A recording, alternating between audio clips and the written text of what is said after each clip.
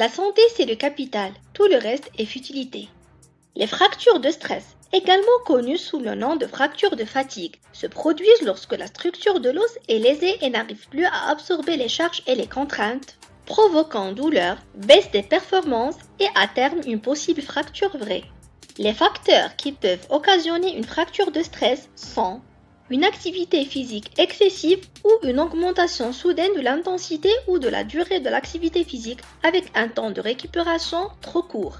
Une répétition continue de mouvements spécifiques avec un rythme élevé mettant une contrainte importante sur une seule partie du squelette osseux. L'application d'une contrainte normale sur un os de faible densité osseuse, ce qu'on appelle un os ostéopénique ou carrément ostéoporotique. Les autres facteurs de risque peuvent comprendre un faible apport calorique ou de calcium, les facteurs hormonaux comme les troubles liés aux menstruations chez les femmes, ou une production réduite de testostérone chez les hommes, une faiblesse musculaire ou une différence de longueur entre les deux jambes. Les fractures de stress sont courantes chez les athlètes et les personnes qui participent à des activités à fort impact, telles que la course à pied, le saut, la danse et les sports d'équipe. Elles se développent généralement progressivement et commencent souvent par une douleur sourde ou une gêne dans la zone affectée. La douleur peut s'aggraver pendant l'activité physique et diminuer au repos. Les symptômes les plus courants incluent une douleur localisée, une sensibilité à la pression et un gonflement léger dans la région touchée. Dans certains cas, une fracture de stress non traitée peut progresser vers une fracture complète de l'os. Les os les plus couramment touchés par les fractures de stress sont les os du pied et de la jambe, en particulier le tibia, un des deux os de la jambe, et les os métatarsiens du pied.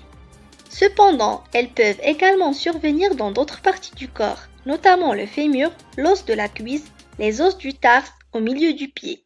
Le péroné, l'autre os de la jambe et le col du fémur à la partie supérieure de la cuisse près de l'articulation de la hanche. Le diagnostic des fractures de stress peut être difficile, car les radiographies standards peuvent ne pas détecter immédiatement les lésions. Des examens d'imagerie plus avancés tels que l'IRM, imagerie par résonance magnétique ou la scintigraphie osseuse peuvent être nécessaires pour confirmer le diagnostic. Le traitement des fractures de stress comprend généralement une période de repos complet ou une réduction de l'activité physique afin de permettre à l'os de guérir. Dans certains cas, une attelle, une botte de marche ou des béquilles peuvent être utilisées pour soulager le poids sur l'os affecté. La durée du traitement peut aller d'1 mois jusqu'à 3 mois selon le siège de la fracture de stress et la guérison se fait en général sans séquelles avec une prise en charge précoce et adéquate. Chez les sportifs de haut niveau, la pratique d'activités avec mise en charge partielle ou complète permettant de maintenir une bonne forme physique constitue un point essentiel du traitement. Par exemple, un sportif avec une fracture de stress au niveau du pied peut faire de la musculation du haut du corps ou de la natation durant la période du traitement. Cela va lui permettre de maintenir une bonne trophicité musculaire et une reprise rapide après la guérison, sans parler des bienfaits psychologiques. Des mesures supplémentaires, telles que des séances de physiothérapie, peuvent être recommandées pour aider à renforcer les muscles environnants et à prévenir de nouvelles blessures.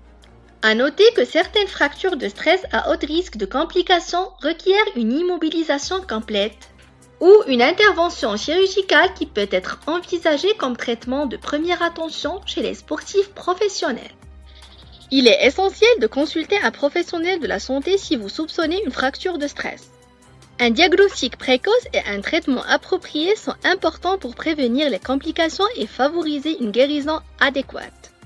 C'est la fin de cette vidéo. Si vous avez des questions, vous pouvez les mettre dans les commentaires et nous aurons le plaisir de vous répondre. Et n'oubliez pas de vous abonner pour recevoir nos prochaines vidéos. Au revoir!